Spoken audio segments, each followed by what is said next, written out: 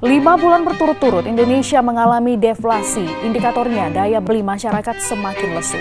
Kunci dari pertumbuhan ekonomi diantaranya adalah kuatnya minat investasi di negara kita. Starlink berinvestasi sebesar 30 miliar rupiah. Artinya investasi Starlink di Indonesia 760 kali lipat lebih rendah dibandingkan dengan investasi Starlink di Vietnam. Again, ini perlu further research and investigation ya. Apa yang attract talent di Vietnam? SDM yang bisa bersaing dalam persaingan global bisa meningkatkan peningkatan pendapatan. Mau nggak mau, daya saing itu sangat dibutuhkan, dan kita hanya bisa meningkatkan daya saing itu kalau kita bisa meningkatkan kualitas pendidikan. Sebenarnya kalau ngomongin education system, ngomongin memperbaiki pendidikan tuh bukan cuma naikin test score. Ini selalu komen Deli yang di setiap podcast yang dia ngomong, dia bilang apa yang paling beda dari pendidikan di UK dan Indonesia. Guru di sana itu somehow bisa membuat pembelajaran yang susah jadi sangat-sangat menyenangkan. Visi Indonesia Emas 2045 merupakan upaya monumental bagi bangsa kita untuk berdaulat, maju, adil, dan sejahtera.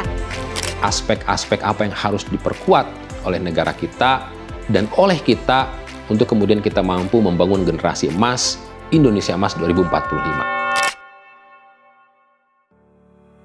Assalamualaikum warahmatullahi wabarakatuh. Kawan-kawan sekalian, untuk bisa menjadi negara maju, Indonesia setidaknya memerlukan pertumbuhan ekonomi 8%. Minimal 15 tahun ke depan untuk menjadi negara maju. Inilah yang kita sebut dengan cita-cita Indonesia Emas 2045. Kenapa? Karena GDP per kapita kita saat ini di 4.800, mengejar ke 12.000 itu tentunya bukan PR yang mudah. Sementara kalau kita lihat, saat ini Indonesia tumbuh rata-rata 5% dengan begitu tergopoh-gopoh. Kunci dari pertumbuhan ekonomi diantaranya adalah kuatnya minat investasi di negara kita. Di sisi lain kita lihat 5 bulan belakangan ini bagaimana deflasi menghantam kelas menengah, daya beli turun, dan ini yang terburuk sejak krisis ekonomi tahun 1998. Awal tahun 2024 kita lihat bagaimana Tim Cook berinvestasi di Vietnam 256 triliun. Sementara saat Tim Cook datang ke Indonesia satu pekan sebelumnya, komitmen investasi hanya 1,6 triliun. Jauh sekali antara Indonesia dengan Vietnam. 2 bulan yang lalu, Starlink mengumumkan bahwa mereka berinvestasi di Vietnam 227 triliun rupiah. Sementara investasi Starlink di Indonesia hanya 30 miliar saja. Itu dengan Elon Musk sudah diberikan karpet merah oleh pemerintah, disambut dengan gebiar yang luar biasa. Ini jadi pertanyaan, kenapa? Apa yang terjadi? Dan dari mana kita harus mulai berbenah untuk kemudian kita bisa mengejar daya tarik dan juga mengejar pertumbuhan ekonomi 8%. Kita ingin membuka kesempatan di masa depan bagi anak-anak kita, bagi adik-adik kita, bahkan untuk kita juga. Bagaimana membuka kesempatan itu dan apa yang harus kita persiapkan. Di podcast kali ini, saya ingin merecap diskusi-diskusi dengan Pak Gita Wirjawan, dengan Kang Aryo Muhammad, dengan Kang Rangga Husna Prawira tentang aspek-aspek apa yang harus diperkuat oleh negara kita dan oleh kita untuk kemudian kita mampu membangun generasi emas Indonesia Emas 2045.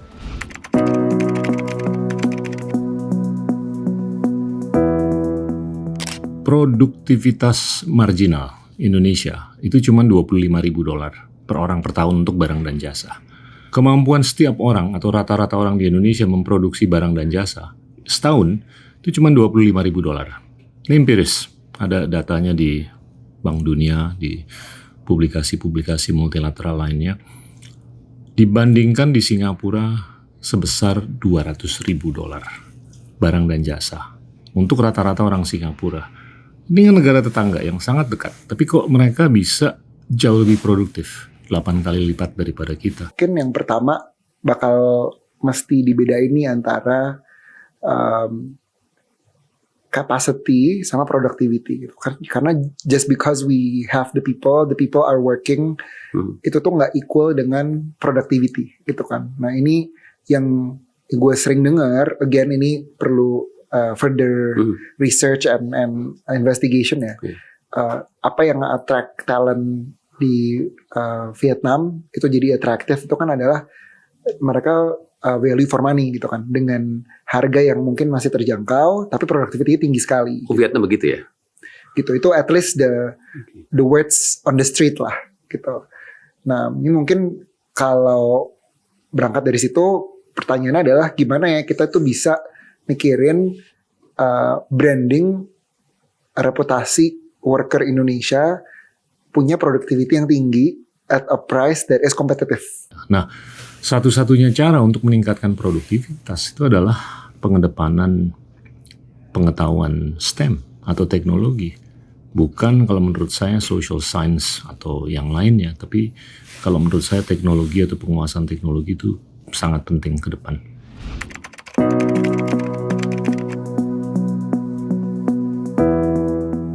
Mau nggak mau, daya saing itu sangat-sangat dibutuhkan, dan kita hanya bisa meningkatkan daya saing itu kalau kita bisa meningkatkan kualitas pendidikan.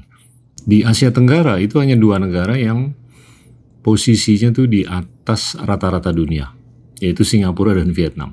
Untuk PISA, jadi PISA itu ukuran mengenai profisiensi lingual atau bahasa, dan posisi atau profisiensi STEM untuk anak-anak umur 15 tahun.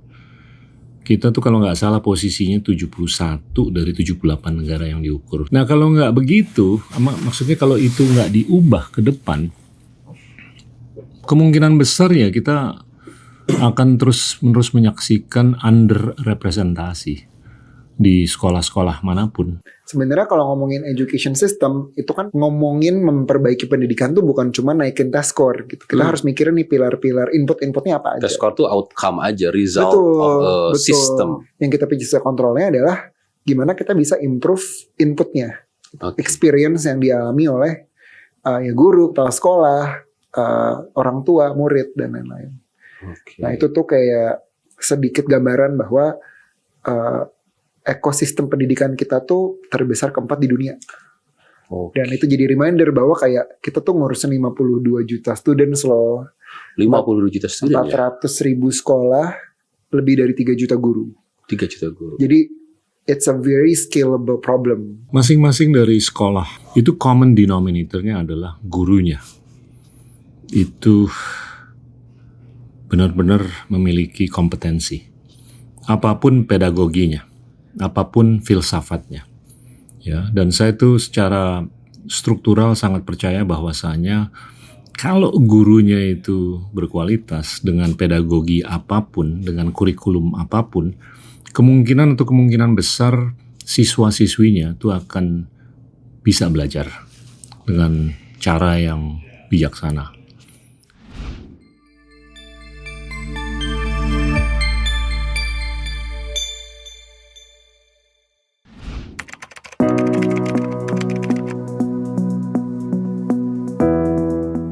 Di Indonesia aku merasa yang pertama adalah sistem pendidikannya ya. Somehow aku ngerasa Beda menteri ganti iya kayak kok ini nggak jelas ya gitu, kayak contoh ya, hal yang sederhana deh. Kita gagal membangun anak-anak yang kritis. That's something yang aku bener-bener concern. Itu kan kemampuan berpikir ya di end of the day. Kayak anak-anak Indonesia ditanya why aja tuh bingung. Kenapa Musa itu, Nabi Musa dia ngelawan Fir'aun gitu. Mereka bisa ceritakan kisah Musa dengan detail, tahun dan seterusnya. Tapi kalau ditanya penyebabnya, di explore yang out of the box tuh suka bingung gitu. They just follow the story. Yeah, They don't ask why. They don't ask why gitu. Kayak critical thinkingnya gak kebangun gitu. Dan aku merasa kayak aku sering bilang ini nih. Pokoknya kalau anak UK ketemu sama orang Asia tuh jago olimpiade matematika, fisika. Tapi kalau lomba debat, pasti orang UK lebih jago gitu in general gitu. Karena kemampuan mereka berpikir dan berargumen itu sangat penting. Dan aku merasa itu tidak aku temukan di ruang-ruang pendidikan yang ada di Indonesia gitu ya. Pendidikan tuh kalau menurut saya sifatnya harus Aristotelian. Aristotle tuh dia sangat mengedepankan kepentingan untuk kita menunjukkan keterbukaan. Dan itu termanifestasi dalam banyak hal. Salah satunya adalah bagaimana kita tuh terus-menerus mau dan bisa mengreinvestigasi aksiom atau mengreinvestigasi pre-existing truth. Dan itu kalau menurut saya cukup struktural di era yang diwarnai dengan pasca kebenaran. Ini kan era post-truth. Sulit sekali kita membedakan antara opini dengan fakta. Nah, semakin kita mendidik anak-anak kita, adik-adik kita untuk lebih bisa menunjukkan keterbukaan, lebih bisa mereinvestigasi pre-existing truth atau pre-existing axiom, itu semakin keren kalau menurut saya kualitas pendidikan atau kecerdasan anak-anak dan adik-adik kita ke depan. Gimana caranya anak tuh jadi independent learner ya, punya ownership terhadap pengalaman belajar mereka gitu. Jadi orang tua dan tenaga pendidik, bagaimana caranya kita menumbuhkan ruang-ruang belajar yang membuat anak-anak tuh cinta dengan proses belajar tersebut, cinta dengan dunia kreasi, dunia berpikir, dunia berdiskusi, ya ruang-ruang terbuka untuk orang nyaman berpendapat, nyaman untuk belajar. Itu yang menjadi PR bersama, dan ini kan nyambungnya harus di rumah dong gitu.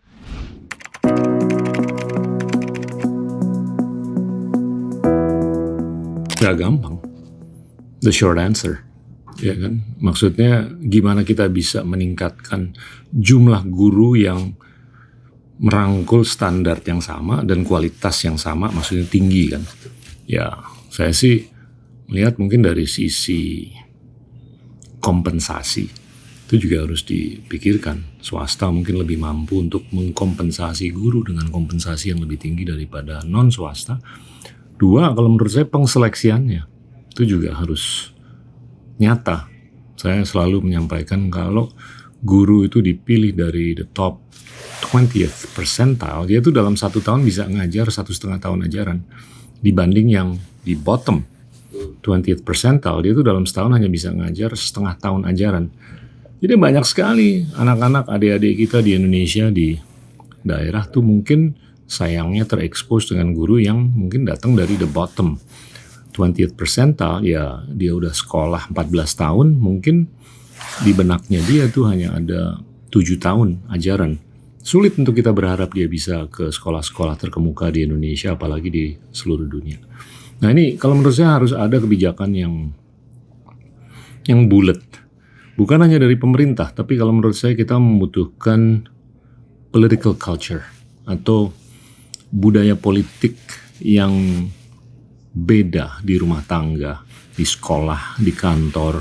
Ini selalu komen Deli yang di setiap podcast yang dia ngomong, dia bilang apa yang paling beda dari pendidikan di UK dan Indonesia, guru di sana itu somehow bisa membuat pembelajaran yang susah jadi sangat-sangat menyenangkan. Jadi setiap kali anak-anak itu kalau pulang ke rumah kita tanya, kamu ngapain di sekolah? Main. Tapi bilangnya main, gak pernah bilang belajar. Kamu belajar apa? Ya aku main sih. Jadi ada PR, tapi PR-nya tuh ke orang tua, dimana orang tuanya adalah harus nemenin baca buku. Itu menurutku mind blowing sih. Kayaknya at the end of the day mau sebagus apapun sekolah, ya Kalau di rumahnya fail agak susah banget gitu. Anak-anak Indonesia ini hebat, anak-anak Indonesia ini cerdas, dan masih besar kesempatan bagi anak-anak Indonesia kita untuk berkembang. Kuncinya adalah pendidikan, karena bagaimanapun juga human capital lah yang dapat mendorong pertumbuhan ekonomi. Vietnam hanya 1 generasi berubah menjadi negara yang miskin, menjadi negara yang berkembang menuju negara yang hebat, menuju negara yang raksasa, ekonomi yang besar. Indonesia pun bisa mengejar, dan kita yakin di generasi kita, Indonesia bisa mengejar ketertinggalan dan menjadi negara yang maju. Terima kasih. Assalamualaikum warahmatullahi wabarakatuh.